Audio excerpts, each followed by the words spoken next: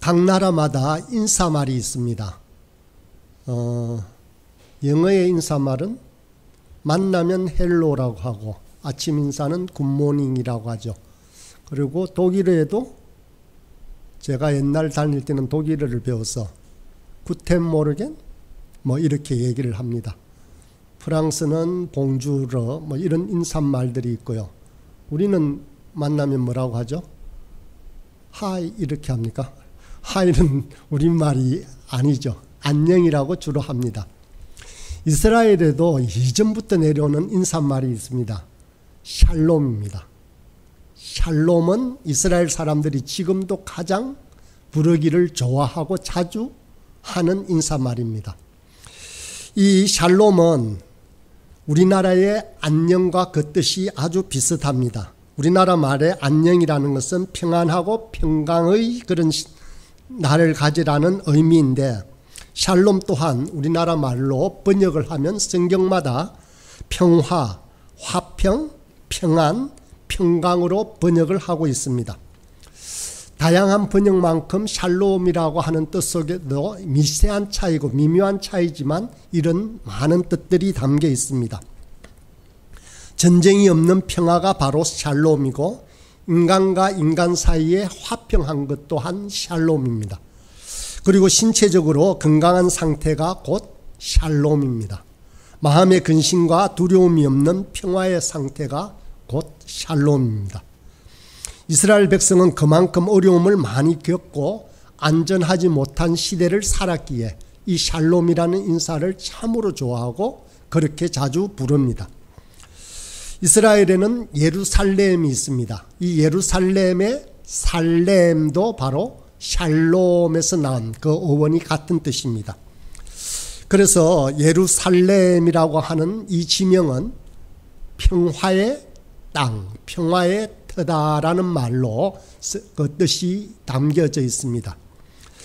그래서 유대인들은 하나님이 천지를 창조하실 때 10가지 아름다움을 만드셨는데 그 중에서 9가지가 바로 이 예루살렘에 있다라고 그렇게 얘기를 합니다.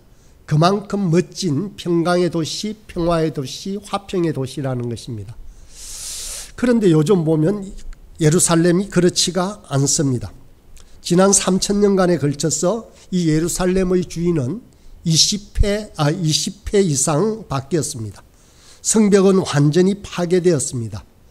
재건된 것만도 약 10여 차례가 됩니다. 지금도 이곳은 기독교, 이슬람교, 유대교의 성지로 항상 긴장감이 돌고 있는 곳이기도 합니다. 오늘 본문에서 말씀하고 있는 이 화평이라는 단어는 샬롬과 같은 뜻입니다마는 신약에 와서 이 화평이라는 이 샬롬과 비슷한 뜻은 헬라어로 에이레네라고 하는 의미를 가진 뜻입니다. 그래서 구약의 샬롬과 신약의 이 화평, 에이레네라는 말은 거의 유사하다고 할 수 있습니다. 그래서 이 화평은 평강, 평안, 평화로 번역할 수가 있습니다. 그런데 같이 번역했지만 평강이나 평안은 참 개인적이고 또 다소 우리의 몸 건강이나 마음의 안정을 뜻하는 것 같습니다.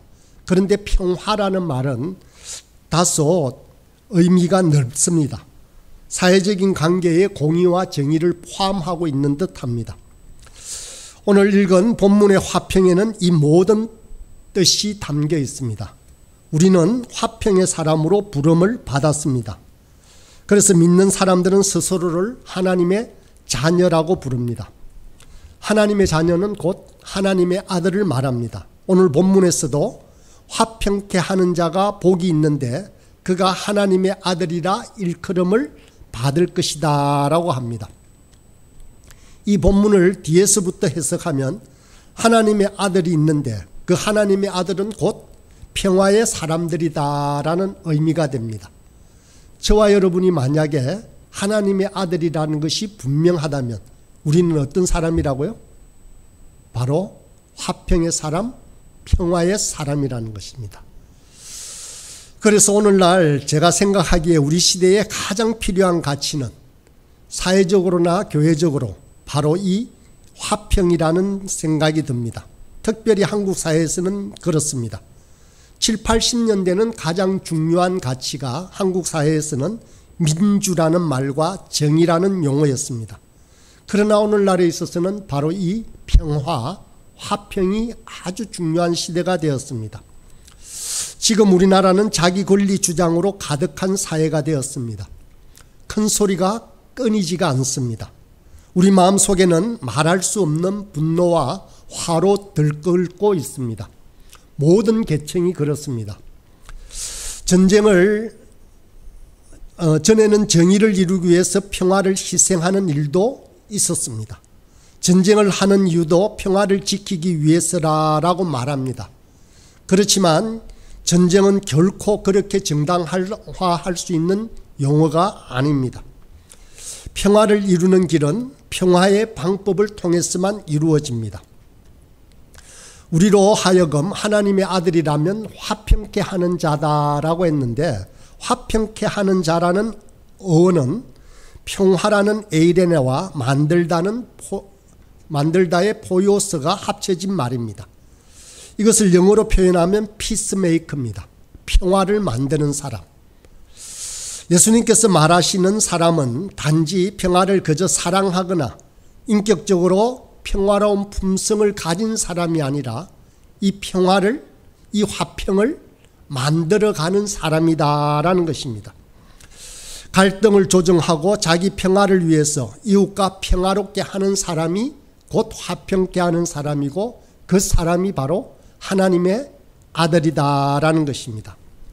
이를 위해서 우리 예수님께서 모범을 보이셨습니다. 우리에게 평화를 주시기 위해서 이 땅에 오셨습니다.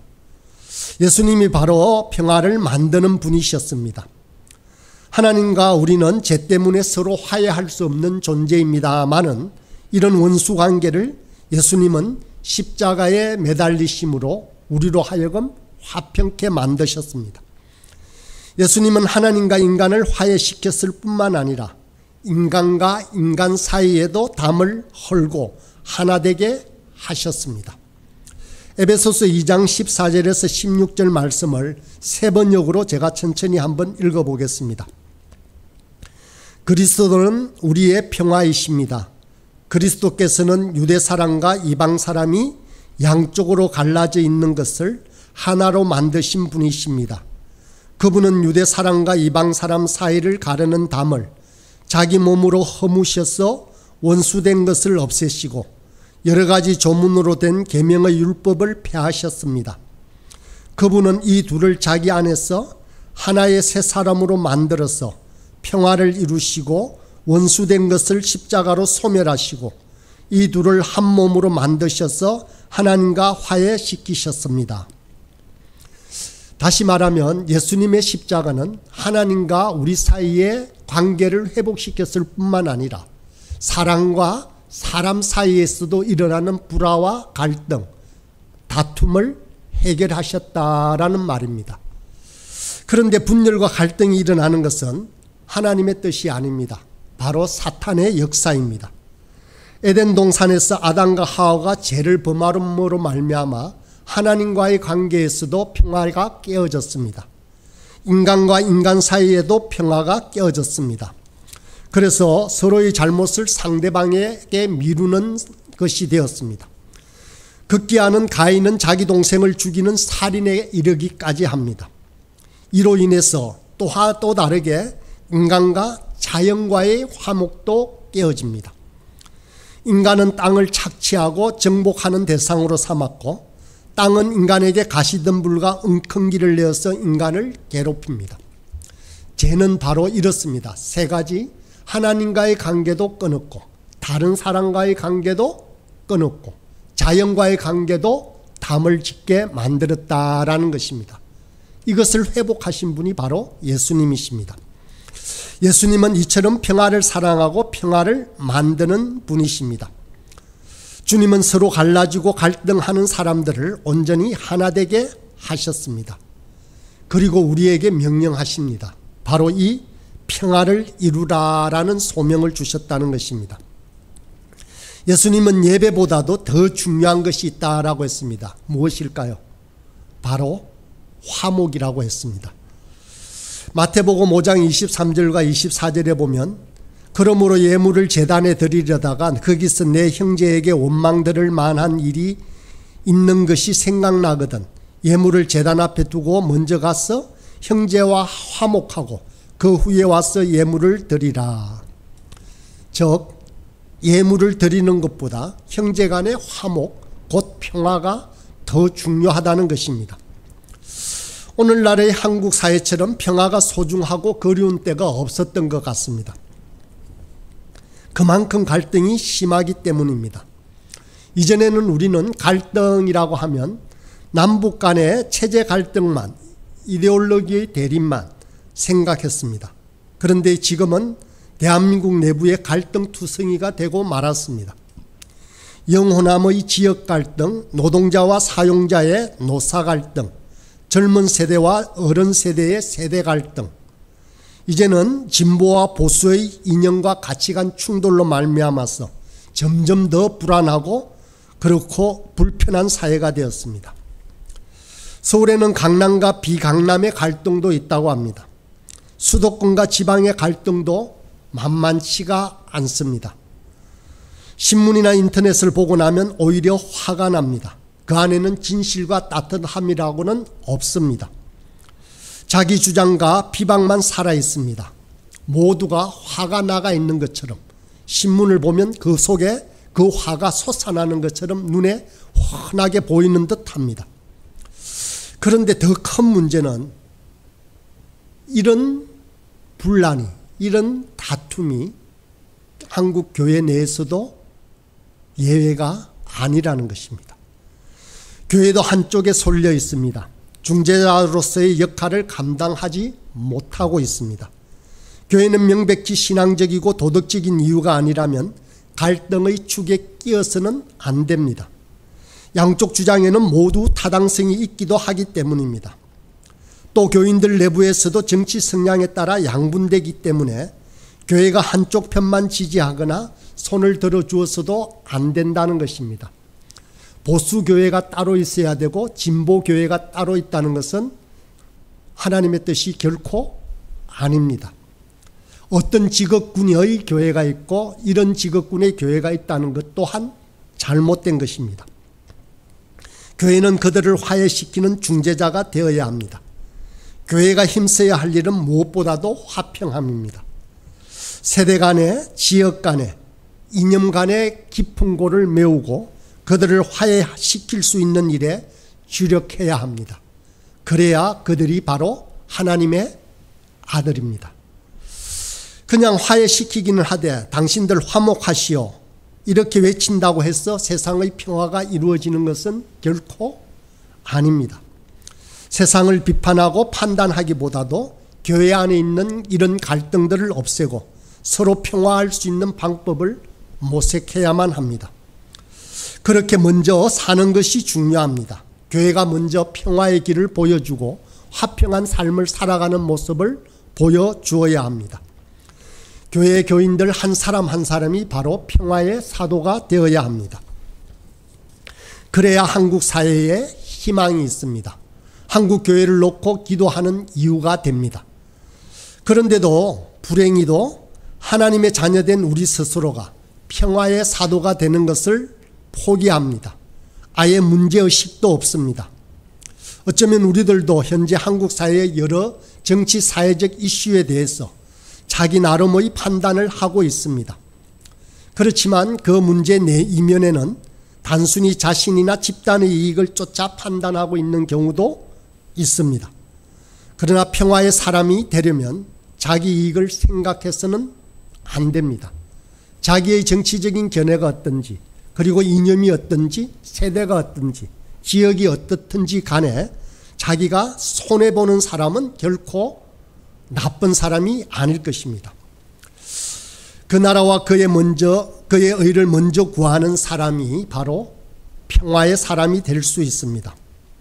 평화의 사람은 자기 것을 먼저 희생할 줄 알아야 하는 것입니다. 자기 생각을 죽여야 하고 자기 것을 손해볼 각오를 해야 화평함이 이루어집니다. 그래서 먼저 희생하는 운동이 필요합니다. 먼저 가진 사람이 희생하고 기득권을 잡은 사람이 희생하는 것이 필요합니다. 노블레스 오블리주라고 하는 말이 있습니다. 프랑스어로 귀족의 의무라고 번역할 수 있습니다. 많이 가진 자가 높은 자리에 있는 사람이나 집단이 더 희생하고 더 많이 솔선수범하고 손해를 보아야 그 사회의 평화가 이루어집니다. 그래야 존경받는 부자들이 나타나고 상류층이 나타나는 것입니다. 옛날 로마 시대에는 전쟁이 일어나면 귀족들이 더 많은 세금을 내었습니다. 실제로 희생도 일반 농민이나 노예들이 아니라 상류층과 그의 자녀들이 더 많이 죽어갔습니다. 1차 세계대전과 2차 세계대전만 해도 영국의 고위층 자제가 다니던 이튼 칼리지 출신 중에 2,000여 명의 학생들이, 상류층 자제들이 전사를 했습니다. 포클랜드 전쟁 때는 영국 여왕의 둘째 아들 앤드류가 전투 헬기 조종사로 참전을 했습니다. 왕실 서열 3위인 해리 왕자가 아프가니스탄에서 근무하기도 했습니다. 6.25 한국 전쟁 때에도 미국 장성의 아들이 142명이나 참전해서 35명이 목숨을 잃거나 부상을 당했습니다. 최근에 미국 100대 부자들이 상속세 인하를 찬성하는 것이 아니라 반대 운동을 전개했다라고 합니다. 상속세를 인하해야 그들에게 유익할 텐데 오히려 인하하는 것을 반대했다는 것입니다. 왜 그렇게 했나라고 보니 정당하지 못한 부의 대물림은 사회를 갈등으로 몰아가고 자녀들을 병들게 하기 때문이라고 합니다. 이런 노블레스 오블리주에 충실한 상류층은 국민들로부터 존경을 받게 됩니다. 서울 강남에는 부자들이 많이 살고 있습니다. 그런데 한국 사회에서 강남은 부러움의 대상은 될지언정 존경의 대상은 아닙니다. 노블레스 오블리주가 없기 때문입니다. 부자나 상류층은 물질이나 지위가 높다고 해서 되는 것이 아닙니다. 그만큼의 도덕성과 희생, 곧 인격이 함께할 때 존경받는 부자가 됩니다. 이런 존경받는 부자가 많이 나와야 한국 사회가 화평케 되고 평화로워지는 것입니다. 높고 강한 권력을 가진 사람은 스스로 비우고 낮아지려고 노력해야 합니다. 낮은 곳에 있는 자들은 높여주고 대우하고 길을 열어주어야 하는 것입니다. 그래야 어울릴 수가 있습니다. 이것이 바로 도덕성이고 나눔이고 자기 희생이라고 할 수 있습니다. 이것이 없이는 한국 사회가 자꾸 시끄러워지고 하나가 되지 못합니다. 많이 가지고 높은 자리에 있는 자들이 희생하고 자기를 부인할 때 평화가 이루어집니다. 하나님은 우리를 하나님의 자녀라고 하는 고귀한 신분, 귀족과 하늘나라의 귀족과 같은 존재로 부르셨습니다. 그러나 하나님의 자녀됨의 고귀함은 그것으로 끝나는 것이 아닙니다. 반드시 그 귀족된 의무를 다해야 합니다. 그래야 하나님 자녀다운 삶을 살아가게 됩니다. 한국 사회나 한국 교회에서는 이렇게 평화를 만들어낼 수 있는 사람을 찾고 있습니다. 그저 외친다고 평화가 이루어지는 것이 아닙니다. 내 자신부터 자기 생각을 비우고 자기를 희생하는 그곳에서 평화가 이루어지는 것입니다. 우리 교회 안에서부터 이런 평화의 운동이 일어난다면 한국 사회에는 소망이 있습니다. 아마도 부활 소망교회에서 이런 마음들로 이렇게 희생하는 무리들로 시작이 되어진다면 얼마 가지 않아 하나님께서는 우리의 기도에 세밀하게 응답하실 것입니다. 그런데 평화는 어떤 방법으로 만들 수 있을까요? 그 방법이 무엇일까요? 평화는 어떻게 해서 쟁취할 수 있을까요? 싸워야 할까요? 전쟁을 해야 할까요? 다투어야 할까요? 그렇지 않습니다. 평화는 평화를 통해서만 만듭니다. 가장 어리석은 말이 평화를 지키기 위해서 싸운다는 말입니다. 전쟁은 그 목적이 무엇이 되었든지 간에 악입니다. 바로 희생의 대가가 너무도 크기에 전쟁은 어떠한 이름으로도 합리화할 수 없는 것입니다. 누가복음 19장에 보면 예수님께서 예루살렘 성을 보며 우신 적이 있습니다. 그때 예수님께서 이렇게 탄식하셨습니다. 가까이 오사 성을 보시고 우시며 이르시되 너도 오늘 평화에 관한 일을 알았더라면 좋을 뻔하였거니와 지금 내 눈에 숨겨졌도다. 이스라엘 사람들은 평화를 얻기 위해서 로마에 대적해서 무력 투쟁을 전개하였습니다. 그래서 예수님을 배척하였던 이유도 예수님이 무력 군대를 가지고 그렇게 군마를 타고 입성하는 그런 정치적인 메시아가 아니었기 때문입니다. 그러나 주님의 길은 작은 나귀를 타고 입성하는 겸손의 길이었습니다.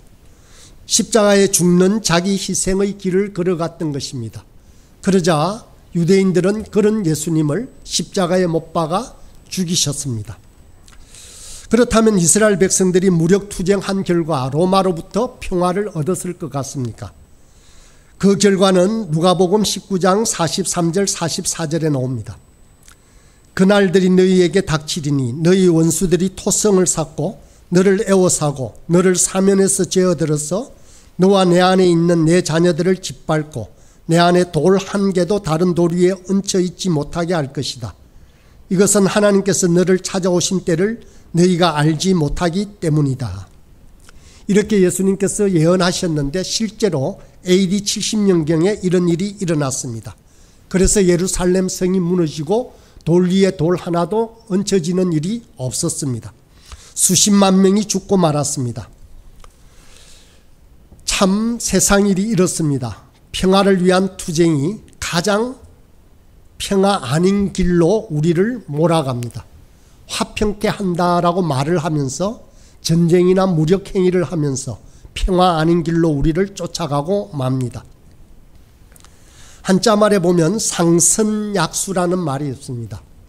상 위상자고 선 착할 선자입니다. 최고의 선은 약수 물과 같다라는 뜻입니다. 최고의 선함은 물과 같다라는 뜻인데 물이 최고의 선인 이유는 물은 만물을 이롭게 하면서도 다투지 않기 때문입니다. 세상에 물 없이는 살 수 없습니다. 그렇지만 이 물은 항상 낮은 곳으로 흘러갑니다. 산이 있으면 멀리 돌아갑니다.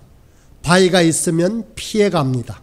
웅덩이가 있으면 다 채워지기를 기다렸다가 갑니다. 그 결과 그 물은 바다에 이릅니다. 정말 세상에 바다처럼 크고 위대한 것이 어디 있겠습니까? 그런데도 바다는 가장 낮은 곳에 모든 물을 다 받아들입니다. 그래서 누군가가 이 받아들인다라는 말에서 바다라는 말이 나왔다라고 우스갯소리를 합니다. 이런 말도 들었습니다. 바다는 비에 젖지 않는다라는 멋진 말이 있습니다. 바다와 같이 넉넉하고 크고 그렇게 평화로운 존재는 하찮은 빗물에 젖어들지 않는다라는 말입니다. 우리 또한 마찬가지입니다.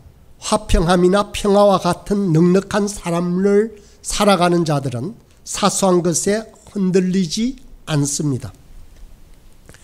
우리가 걸어가야 할 화평케 하는 길은 마치 물과 같다는 생각이 듭니다. 우리 스스로 희생하여 가장 낮은 곳으로 나아갈 때 바로 이 평화가 이루어지는 것입니다. 우리는 평화를 이루되 그리스도의 십자가를 통해서 이루어야 합니다. 우리는 하나님을 믿습니다. 그러면 하나님께서 이런 우리를 도우십니다. 우리가 하나님의 자녀입니다. 그렇다면 우리가 화평케 하는 길로 걸어가게 하십니다. 로마서 12장 19절입니다. 내 사랑하는 자들아 너희가 친히 원수를 갚지 말고 하나님의 진노하심에 맡기라. 기록되었으되 원수 갚는 것이 내게 있으니 내가 갚으리라 고 주께서 말씀하시느니라. 주님께서는 우리로 하여금 악착같이 원수를 갚으라고 하지 않습니다. 갚지 말라고 하십니다. 낮아지고 겸손한 자리에서 평화를 이루라고 우리에게 명령하십니다. 낮아지고 겸손한 자리에서 우리가 그렇게 화평의 자리로 나아갈 때 우리로 하여금 하나님의 아들임을 알게 하신다는 것입니다. 평화는 그저 생각만 하고 있다고 이루어지는 것이 아닙니다. 전폭적으로 하나님을 신뢰하는 사람만이 평화를 만들어갈 수 있습니다. 모쪼록 저와 여러분이 사랑하는 가족과 교회 그리고 조국 대한민국에 평화가 넘쳐나길 기도합니다. 그리고 우리 자신부터 먼저 화평케 하는 자로 살아가는 저와 여러분이 되길 간절히 소망합니다.